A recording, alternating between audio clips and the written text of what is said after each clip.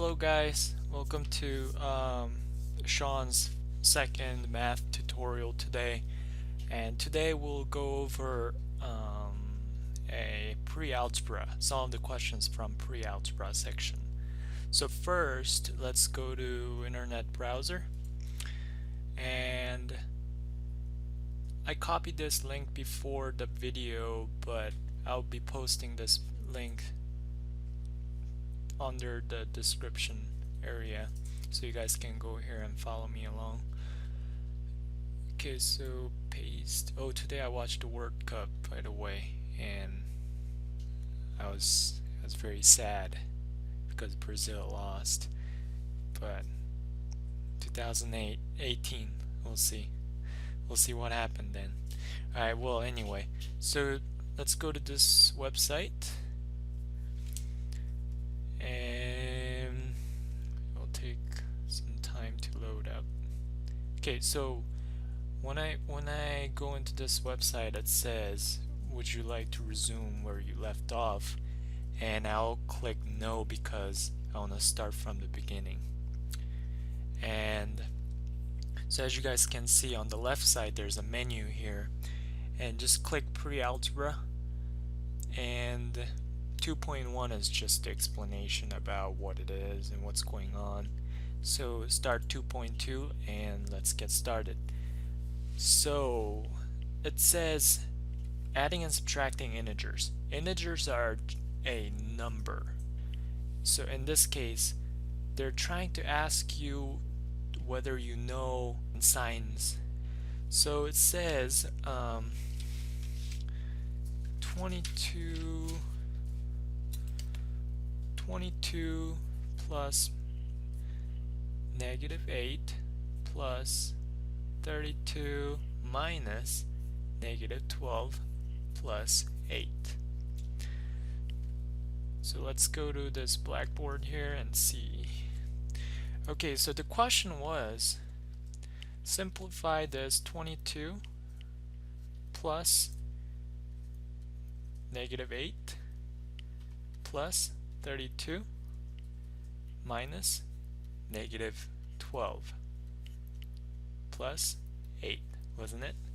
Okay, so the first thing you have to do is take care of inside of the parentheses. So there's a rule for this order of operations, and we call this a Pemdas. I'll write it down here on the side. It's called Pemdas, P-E-M-D-A-S.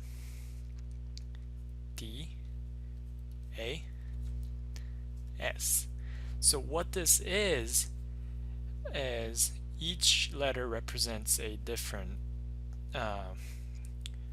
like operations in math, and you guys don't have to memorize all of them, but it'll be better for you guys to memorize all of these. So first, the P represents parentheses. Parentheses are these bracket things that are around the numbers. Sometimes it looks like this, but if there's a parentheses already and you want to put another one, you have to use this what's called hard bracket. I don't know if there's like a special math term for this, but we usually call it hard bracket because you can't put two soft brackets. It's very confusing and doesn't work that way. Okay, so the second one is E. So what do you guys think E represents for? E represents the exponent. So exponents are the number or some variable that is on top of the number. I'm pretty sure you guys seen this kind of number before, but on the right corner side here, there are usually something like, it can be numbers, any numbers like 1, 2, 3, whatever, or it could have been x, y, z, any variables. And it can also be fractions up there too. It's still exponent if there's something up there. Okay, so the next one is M. So the M represents the multiplication. So multiplication signs are usually X or dot, or it can be anything, depends on the question. Or we don't put anything. most of the time we put x or dot. I usually put dots because I get mixed with my x variable sometimes, so it's better to put dot in my opinion. Okay, so the next thing we see is division or divide. So division is something that looks like this or this. So when you guys see fractions, you will see something like this, right? 1/2. That means they're trying to say 1 divided by 2, or the same thing as 1/2. We just write it like this, and I don't know, it's easier. So, and the next thing we see here is A. A is addition. Addition is just adding things. Like 1 plus 1 will be 3. I'm just joking. It will be 2, right? Yeah. And the next thing is subtraction. Subtraction is minus. 1 minus 1 is? Yep, 0. Okay, so the reason I told you guys in this order was because you guys have to memorize these orders. The reason we call this order of operation is because each order has their ranks. So this one goes first always, and this one goes second always. Third, but these two are actually in one group. So multiplication or division. So what you always do, the first one you see on the left side when you look at the question. So for example, let's see, there's a question like 3 times 4 divided by 2. Here, people might do 4 divided by 2 first, which gives us 2, and 3 times 2 will be 6, isn't it? But let's say we're doing multiplication first. 12 divided by 2. In this case, we got the same answer, but you want to do the calculation that is on the left side first, if they're multiplication or divisions. Like if there's a adding sign and then 3 another number, nah, you wouldn't do that. Just remember the left side. I think it'll be good. Do the left side first. Alright, so the next thing we see here is addition and subtraction. So these two are grouped also. So multiplication and division was third, adding and subtraction is fourth. So these usually goes last, but as I said earlier, if there's a 2 of the, let's say there's a plus and minus, right, on one equation, then you would do one from left side first because they're on the same group. Okay, so in order to solve this question, we have to know one more thing about the sign rule that we have to know in math. So, and this is very simple. So in math, all the numbers gets the sign. So like those 1, 2, 3, 4, 5, those numbers that we see, they always have positive sign in front of it. And we usually tend to ignore these signs because, I mean, what's the point of putting positive? People will get mixed up with adding and stuff too. It's better to leave it as a positive. I mean, just a number by itself. And and that's why we put negative signs in front of negative numbers to make sure we don't get confused with positive numbers. And when we multiply these numbers here, okay, let's see. So when we multiply two signs, the sign changes sometimes, and it's very weird. So let's say the first one was positive, and I'm multiplying that number by negative. For example, like positive 1 times negative 2. People might say, oh, it gives us 2 because it's 1 times 2. But because there's a negative, we get negative 2. So here's the rule. So when you multiply one of the positive times one of the negative, you get a negative number, okay? And when you multiply plus and plus, what would you get? Plus, right? And let's say minus times plus. What do you think we should get? Minus. Because there's a 1 minus included, we put minus. It'll be easier if you just remember it as, if there's 1 minus, then minus gets the spot. If there's no minus, then plus gets the spot. What if there's a 2 minus?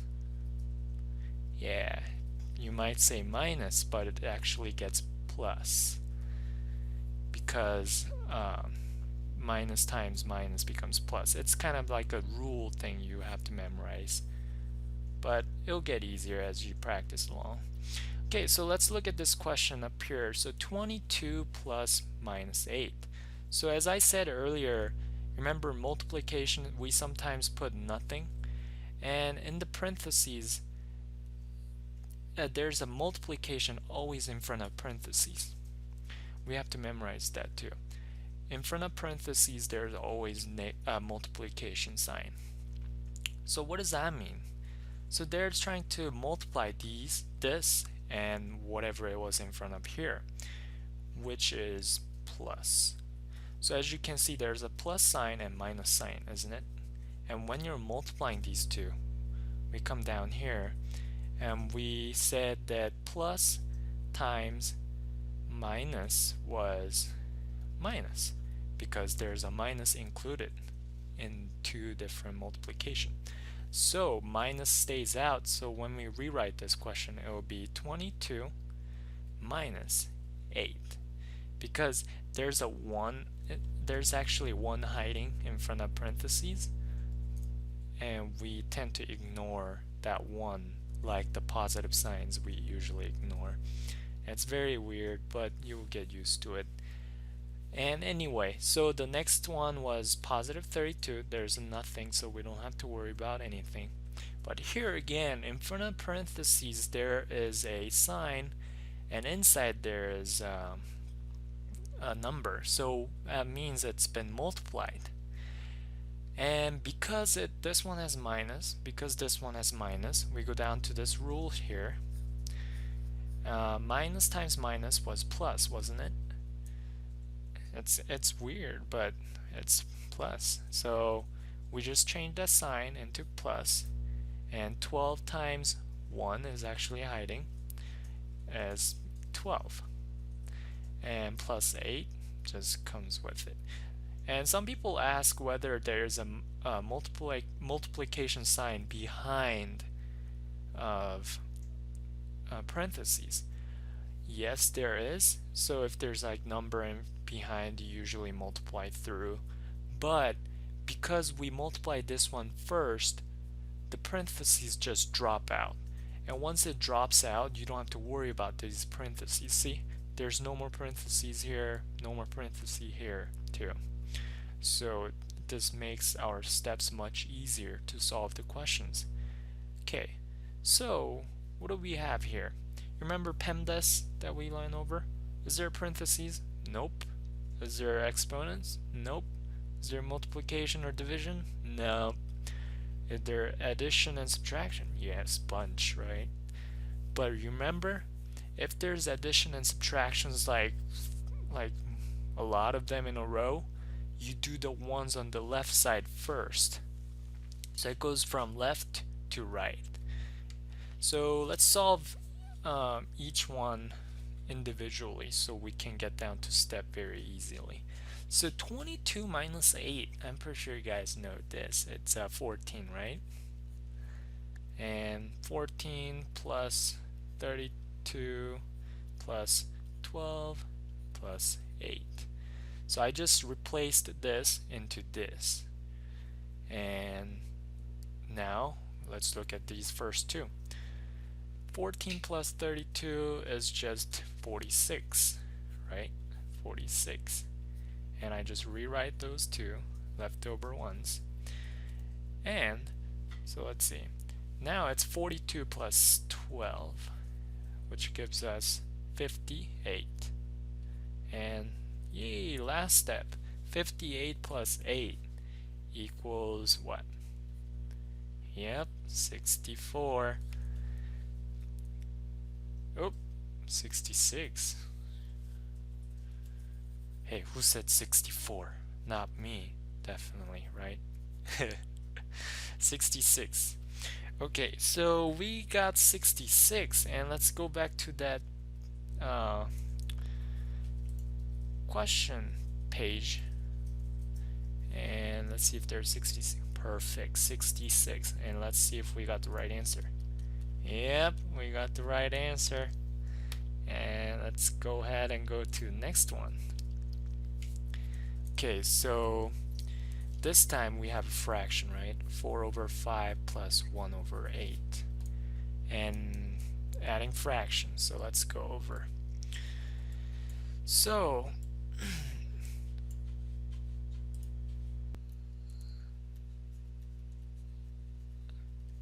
adding fraction.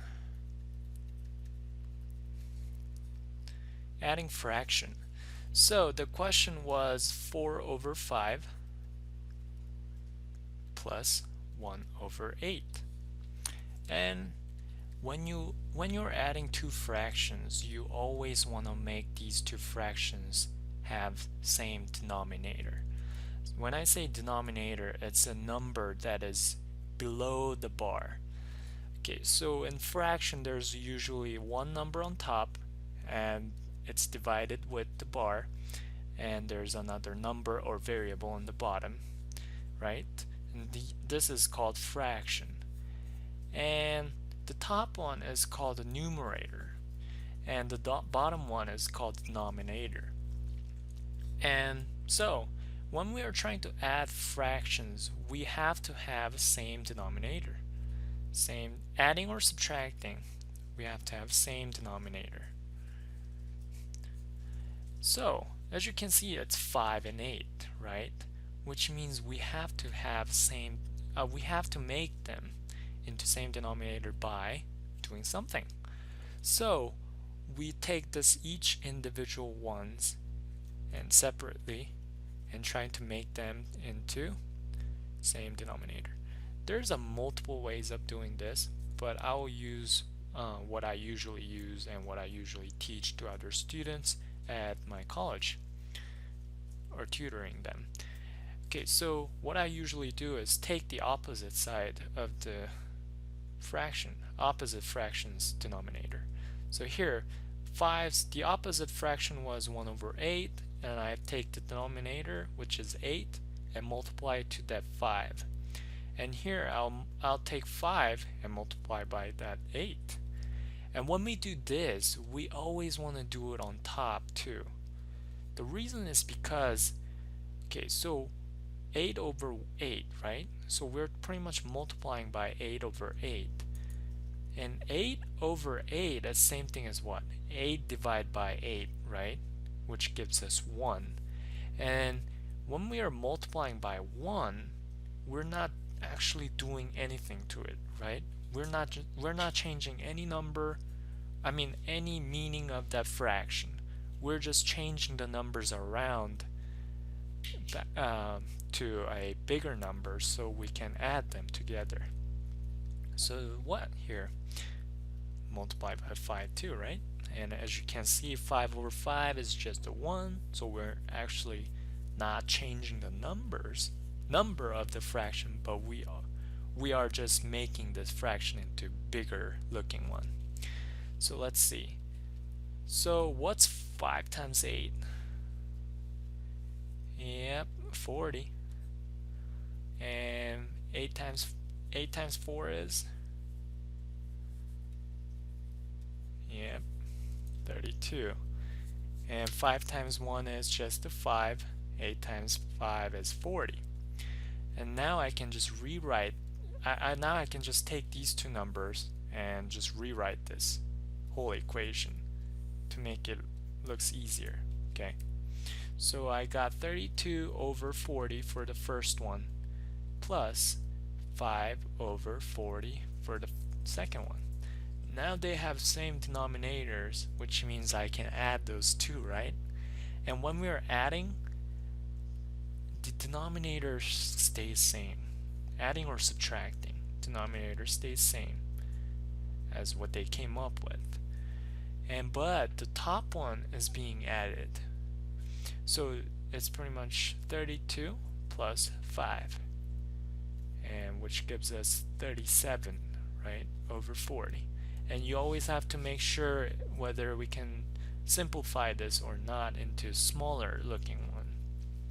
But I see here no, nothing. So I think this should be the final answer, right? So let's see, 37 over 40. That's 37 over 40. Yep, here it is. Let's see if we got the right answer. Aha, correct. Okay, so the next one is dividing fractions. So dividing fraction is a little bit trickier than the adding or subtracting, but I like this one because you don't have to find same denominator. That's plus, right? 2.4.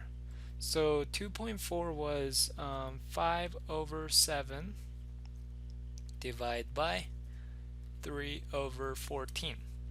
So here comes the division rule. Okay, it's different from what we learned in the first one because that was the order of operation, but this is dividing fraction rule-ish. Okay, so when we are dividing something like this, we always want to change that division sign into multiplication sign, because multiplication makes stuff so much easier than leaving division division like this here. So when we change a division into multiplication, we flip these two on the backside ones. So we flip these two. So instead of 3 over 14, because we changed the sign into multiplication, these two actually gets flipped and becomes 14 over 3, right?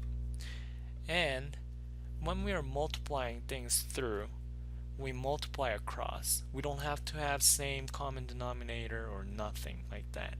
So it's pretty much the same thing as 5 times 14 over 7 times 3, which is 21, and that's about what? 70? Yep, it should be 70. So let's see. And you remember earlier I said we have to simplify this into smaller one. And when I'm doing simplifying, I usually find the smallest number that I can multiply into these two, or small number that can go into these two numbers. For example, here I can pull out 7, or I can use 7 to divide both of them, right? 21, 7 goes into 21 how many times? 3 times. And 7 goes into 70 how many times? 10 times, right? And is there any number that goes into both, like 3? Nope, because 3 doesn't go into 10. So we get down to this step, and this should be our final answer. But there's an easier way to do this. Yep, there's an easier way, and it'll be very cool. So as you can see, we had to find what's called the number that goes into both of them and trying to simplify this, right? Simplify. But if there's a shortcut that can skip this step so we don't have to worry about simplifying in the end with bigger numbers.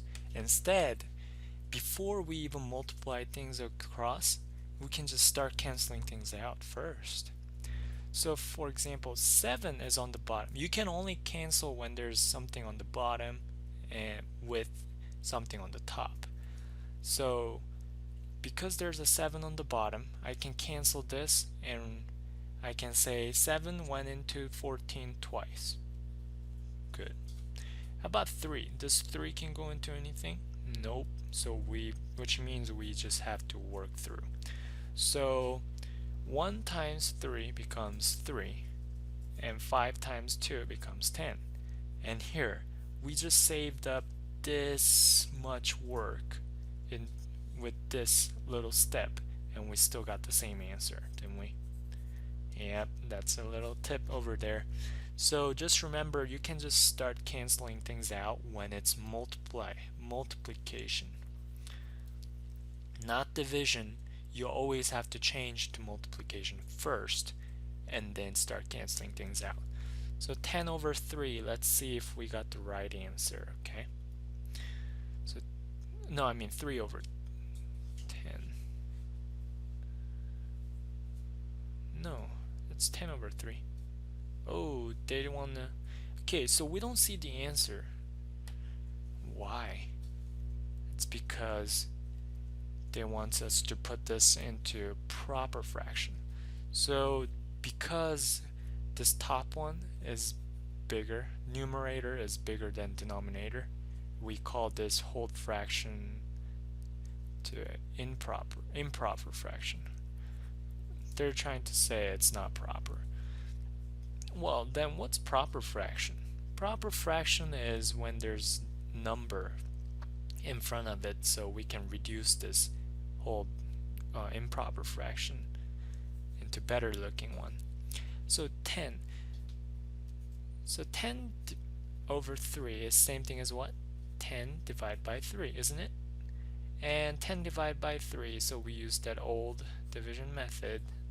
10 divided by 3, 3 goes into 10 how many times? 3. So 9 and 1 left over, right? So that number that went on top, how many times it went in? It goes in the front. So that number goes into front of it, and we'll have a division, and the denominator still stays same, but this leftover here goes on top. So they're trying to say 3 went into 10 3 times, and there was a 1 left over. So this is a proper fraction of this improper one. So let's see if we have that answer on the page. Yep, 3 and 1/3. Correct. Submit. Yep, we got the right answer. Okay, so next one is the long one, right? So 2 over 5 plus 7 over 10 times 3 over 2 minus 4 over 15. Okay, so let's see. Okay, so 2.5. And now we have this complicated whole fraction equation that we have to solve. But don't be scared. It'll be alright. So let's see. Times 3 over 2 minus 4 over 15, wasn't it? Yes. So here comes the Pemdas. Do you guys still remember this Pemdas? Parentheses, exponent, multiplication or division, or addition or subtraction. And when there's these two of them, when there's 2 in a row, you always want to do first one on the left side. Okay, so here, is there parentheses? Nope. Is there exponents? Nope. Is there multiplication? Yes. So here is that multiplication, right? Which means we have to do this multiplication first. So let's do that. So 2 over 5 plus 7 over 10 times 3 over 2 minus 4 over 15. So when I'm looking at this, it's already in multiplication form, so we can use the shortcut thing that we did on previous question. But there's nothing really cancels. Here, 2 goes into 10 5 times. Nope. It's because, yes, well, technically it does go into 10 5 times, but because they're on the same denominator, like they're on both denominators, we can't cancel those out. They have to have one on denominator, one on numerator in order to be canceled, which means so we just have to multiply across. Just 10 times 2 and 7 times 3. So 7 times 3 is 21. 10 times 2 is 20, right? Okay, so, and we don't have to change this into proper fraction because we still have to simplify more with these two on the sides.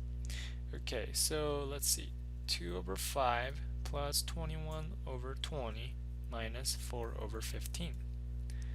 So here, so 5, 20, and 15. Okay, we have to find what's called the least common denominator. Common denominators.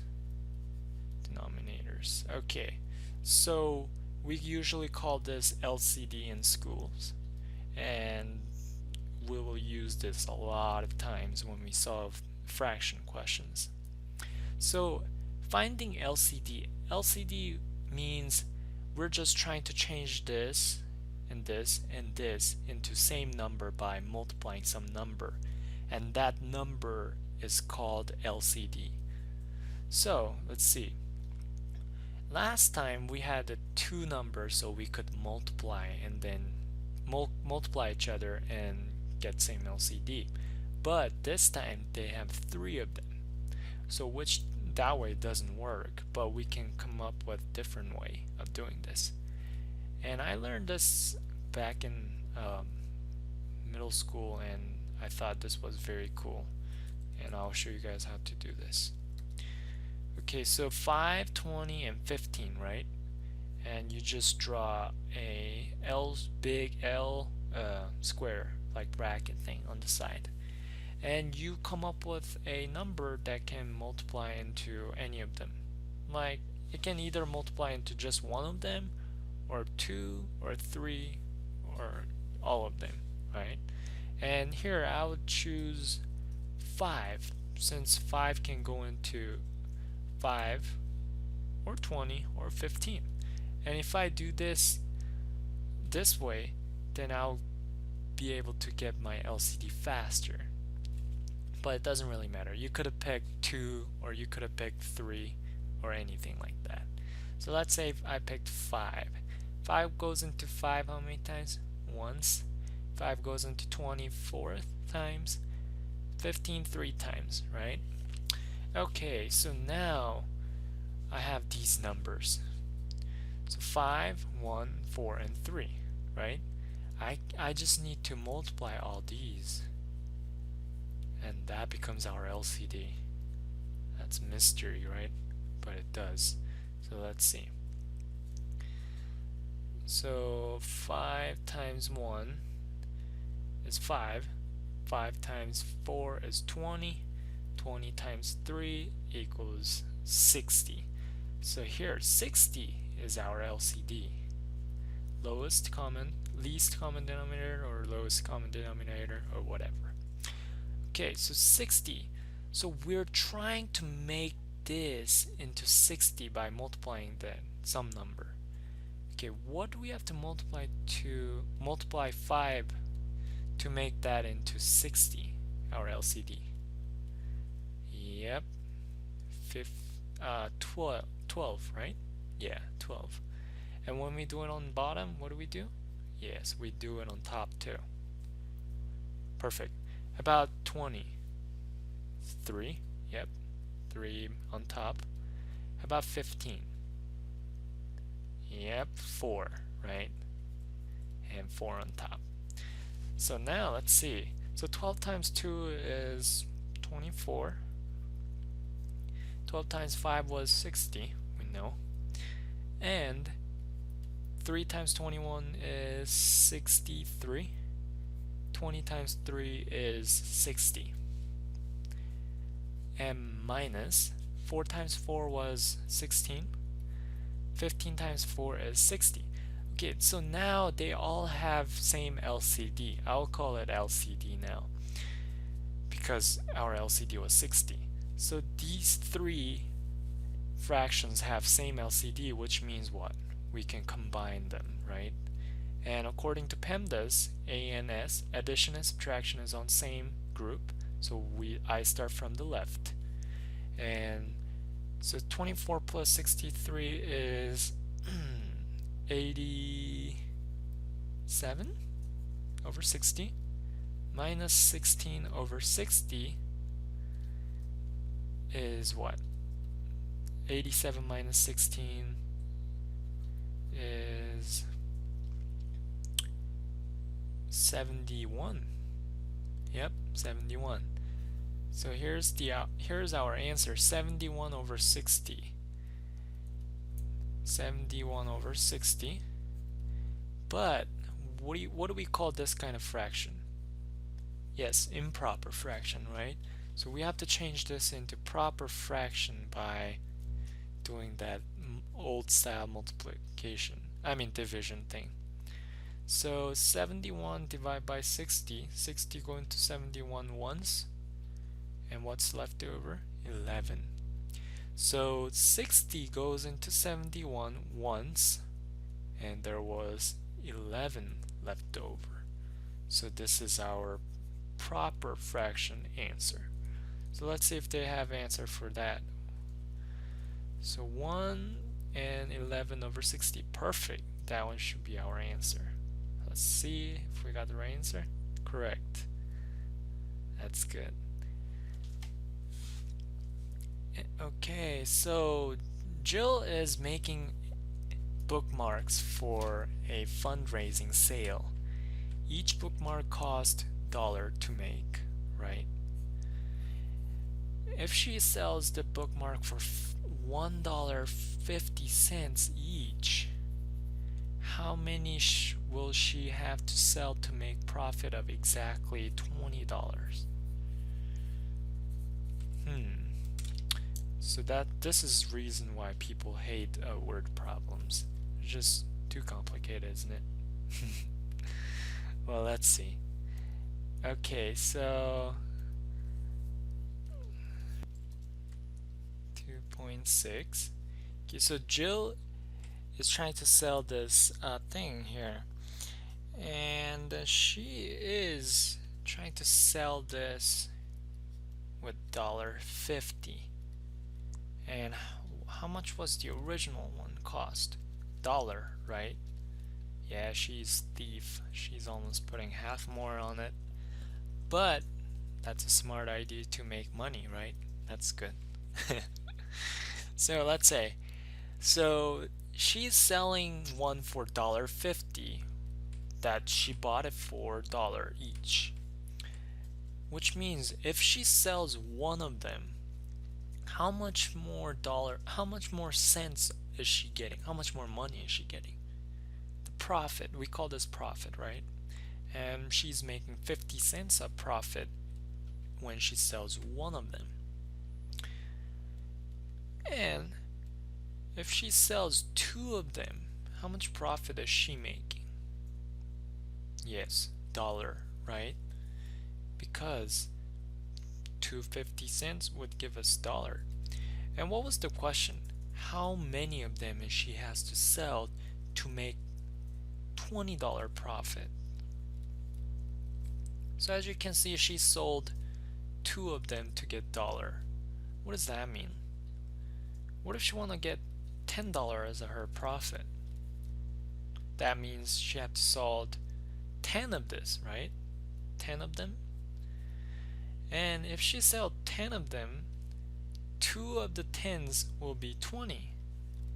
So when she sells 20 of them, she get $10 as a profit. To make this into $20, from here, how many times does she has to sell? Twice as this, right? Yes. Twice as that will be 40 of them. So here we can see that if she sells 40 of them, she'll make $20 as her profit. So this 40 is supposed to be our answer. Let's see if we got the right answer.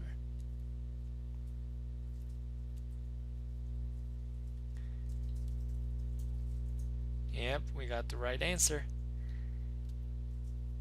Okay, so from this question, I'll go over from next tutorial videos. Thanks guys for watching, and if you want to learn some more math stuff, and I'll also post some of the computer programming language tutors and stuff too. So if you're interested, please subscribe and leave a comment if you have questions. Thank you.